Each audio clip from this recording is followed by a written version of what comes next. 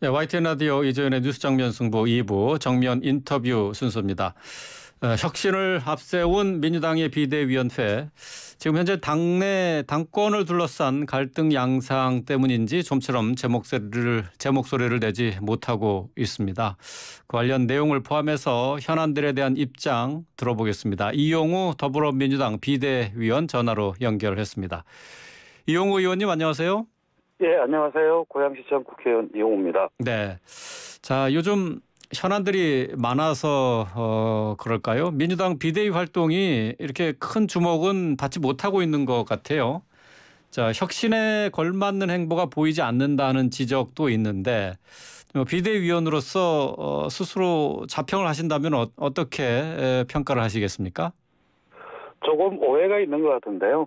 혁신이라고 하는 것은 초기에 평가를 통해서 우리 당이 무엇을 잘못했고 앞으로 어떻게 해야 될 건가를 노출시키는 것이 가장 중요했고요. 네. 이제부터는 이 당권 주자들이 나오면서 네. 비전을 보여주면서 우리 당을 어떻게 바꾸겠다 하는 경쟁의 국면으로 들어가게 될 것입니다. 그러면 많은 이야기들이 이제 미래의 비전을 보여주면서 혁신의 내용을 채워갈 수 있으리라고 생각합니다. 네. 자, 이제 8월 전당대회 일정이 잡히면서 당권을 둘러싼 갈등도 이제 본격화되는 모습입니다. 전재철 의원이 불출마를 선언했고 어제 또 홍영표 의원도 역시 불출마를 선언했습니다. 앞서서 이재명 의원에게 불출마를 같이 권하기도 했는데요. 자, 당내 일부에 이재명 불출마론에 대한 의원님의 의견은 어떤지 궁금한데요. 불출마론도 나름 일리가 있습니다. 네. 지난 우리가 선거 연속 3번을 패배했을 때 무엇을 잘못했고 후보가 무엇을 잘했고 이런 것들을 평가해야 될 것입니다. 그러나 출마 여부는 본인이 판단해서 결정을 내려야 될 것이고 그건 당원과 국민들이 그 시대 정신과 맞는가를 판단해서 결론을 내릴 것입니다. 그런 경쟁을 해야 되는 것이죠. 예. 자, 오늘 보도에는 이재명 의원이 선거 캠프 사무실을 물색 중이다라는 그런 보도도 있었습니다. 아무래도 이제 이재명 의원 출마 선언이 임박한 것으로 보이는데요. 이재명 의원의 출마가 가시화된다면은 당내 어떤 영향이 있을 것으로 생각하십니까? 가시화가 될 것 같긴 한데 예. 왜 출마를 하고 본인이 당대표가 돼서 민주당을 어떻게 변화시켜야 될지 그런 것들을 명확하게 제시해야 될 겁니다. 지금 그러지 않고 계속 주변에만 겉도는 것은 성찰을 어떻게 했는지에 대해서 명확히 설명하는 것이 필요한 시점이라고 보입니다. 네. 당의 정치를 어떻게 변화시킬 것인지 명확한 비전을 보여줘야 된다. 그런 말씀이신데. 자, 지금 뭐 더불어민주당이 이제 강병원 의원이 오늘 전당대회 출마를 선언했어요. 또 그리고 박용진 의원도 출마 결심을 굳힌 것으로 보입니다. 세대 교체에 신호탄이 쏘아 올려진 것 아닌가 이렇게 의미 부여를 해도 될까요? 이제부터 시작일 것입니다. 특히 세대 교체라고 하는 말보다 네. 저는 새로운 가치를 내세우는 사람들 기존에 당을 운영했던 사람이 아닌 새로운 가치를 제시할 수 있는 사람들이 비전을 제시하면서 나올 것이고요. 네. 그런 일들이 조만간 많이 전개될 것입니다. 그 과정에서 우리 당의 미래에 대한 비전을 선택을 받을 것입니다. 이게 시작입니다. 네, 이제 시작이다. 세대 교체 이제 시작이 됐다. 신호탄이 쏘아 올려졌다라고 말씀을 하셨고요. 그런데 이제 김남국 의원이 박지원 전 비대위원장과 갈등을 겪으면서 차라리 전당대회 나가서 당원들의 심판을 좀 받아봐라 이렇게 얘기를 했어요. 박 전 위원장의 최고위원 출마 여부에 대해서는 어떻게 예상하십니까? 역시 출마는 본인의 판단입니다. 네. 근데 김남국 의원이 누구를 특정해서 심판을 받아라 말아라 할 사람은 아닙니다. 본인의 가치를 가지고 정치를 하면 됐지 타인에게 어떻게 하라는 평가를 하는 건 본인의 정치인으로서 올바른 자세라고 생각하지 않습니다. 네, 예. 자, 뭐 이제 지금 이제 전당대회를 앞두고 과연 전당대회가 어떤 룰로 치러질 것이냐 하는 것에 관심이 많이 쏠리고 있어요. 가장 먼저는 이제 당의 지도 체제를 두고 이번 기회에 바꿔보자는 의견도 나오고 있습니다. 그러니까 집단 지도 체제로 가야 한다는 주장도 있는데요. 이 부분은 어떻게 생각하십니까? 그 주장도 상당히 일리가 있습니다. 네. 이건 안 된다, 된다, 단정 지을 건 아닙니다. 그러나 시간이 없기 때문에 당장 뭐 바꾸기는 그래 쉬운 일은 아닌 것 같은데요. 이 이야기 근본은 우리 당이 다양한 가치를 수용하고 국민들의 목소리를 담아내면서 그 다양한 집단의 이야기를 조율하고 끌어내는 그런 새로운 리더십이 필요하다는 그런 측면입니다. 이건 예. 제도로서 풀 수도 있지만 리더십 스타일로도 충분히 풀어낼 수 있으리라고 생각됩니다. 네. 그러니까 집단 지도 체제가 지금 현재 상황에서는 바뀌기 쉽지 않다고 말씀하셨는데 그렇다면 지금 현재의 단일 지도 체제가 유지될 수밖에 없다라는 의견이시네요. 유지될 수밖에 없는데 단일 지도 체제라고 해서 본인의 의견과 대표의 의견 조율 과정이 없이 네. 일방적인 의견 같은 것들이 나와서는 곤란하죠. 예를 들어서 송영길 대표가 서울 출마할 때 많은 서울시 국회의원들이 아니라고 했었습니다. 네. 그러면 그 사람들 설득하고 조율하는 과정이 필요했음에도 불구하고 본인이 그냥 선택을 하는 이런 태도는 옳지 않다는 것입니다. 예. 그렇기 때문에 리더십에 있어가지고 다양한 의견을 듣고 조율하는 리더십 이것이 필요하다는 것입니다. 네.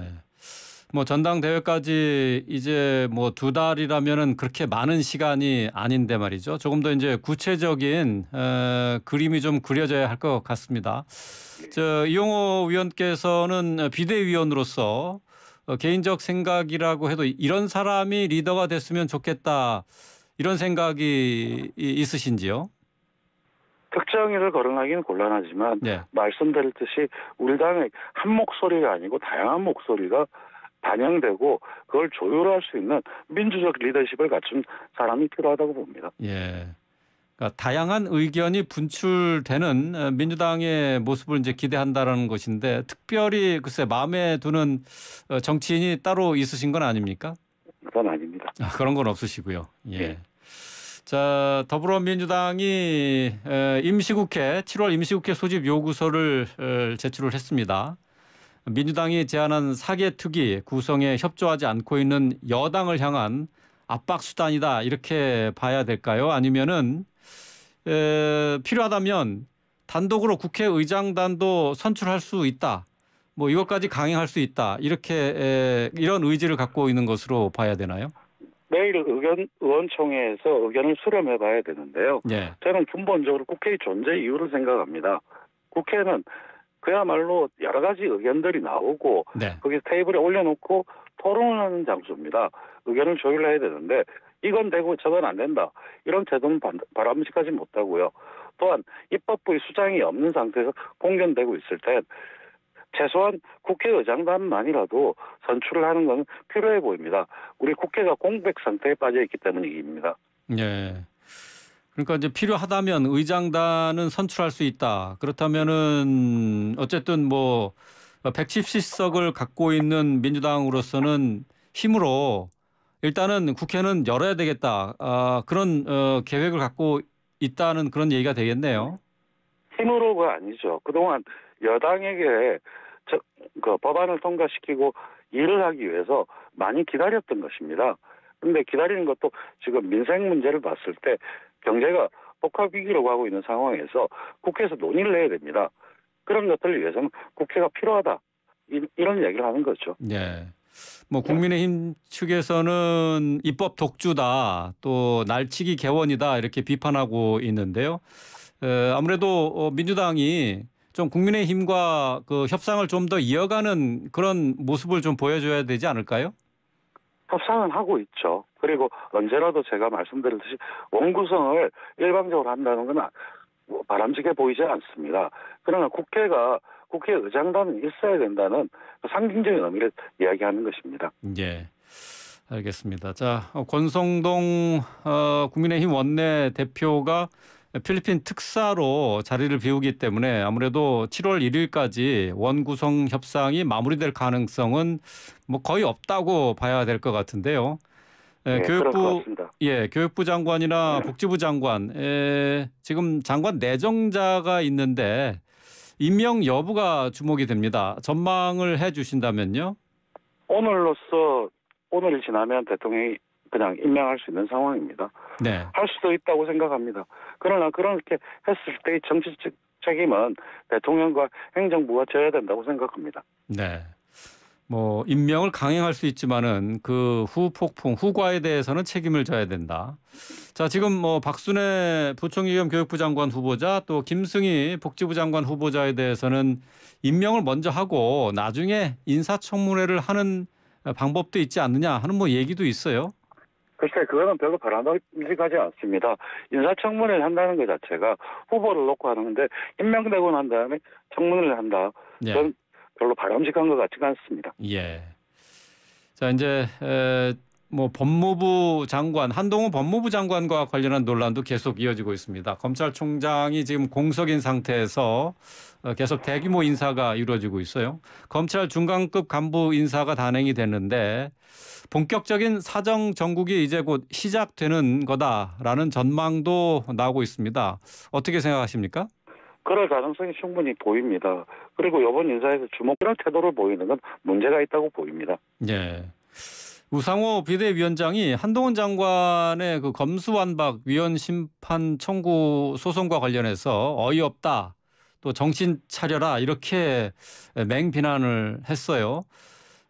법무부의 권한쟁의 심판 청구에 대해서는 어떻게 생각하십니까? 보통 권한쟁의 심판은 국가기관간, 즉 국회, 정부, 법원 이런 권한 다툼이 있을 때 생기는 건데요. 네. 현재까지 국회와 정부 간의 권한쟁의 사례는 가처분 인용 사례가 거의 없습니다. 특히 법무부가 행정부 전체가 아니고 법무부가 당사자가 될 수 있느냐 이런 문제는 좀 생각해 볼 필요가 있습니다. 네. 청구 대상 면에서 기각될 가능성이 높다고 보입니다. 아, 기각될 가능성이 높다. 예. 그 마지막으로 지금 뭐 오후에 들어온 기사가 있어서 잠시 관련 내용을 관련 내용과 관련해서 의견을 여쭤보도록 하죠. 김종민 의원이 토론회에 참석해서 이재명 의원의 민주당으로는 윤석열 대통령 또 국민의힘을 감당하기 힘들다. 그 선거 패배 책임을 갖고 있는 이재명 의원이 당 대표가 되면은 성의 없이 얘기를 못한다 이런 얘기를 했거든요. 이 부분에 대해서는 어떻게 생각하십니까? 앞으로의 지도 체제에서는 성역 없이 이야기를 해야 되고요. 네. 모든 이야기를 수렴할 수 있는 그런 거여야 됩니다. 김종민 의원이 그렇게 말씀하신 거는 김종민 의원의 생각이고요. 네. 그러면 이제 한편으로서는 이재명 의원이 가지고 있는 리더십의 특징을 네. 좀 말씀한 거라고 보입니다. 이재명 의원의 리더십 특징을 말씀한 것으로 보인다고 하셨는데 그 리더십의 특징이 어떤 건가요?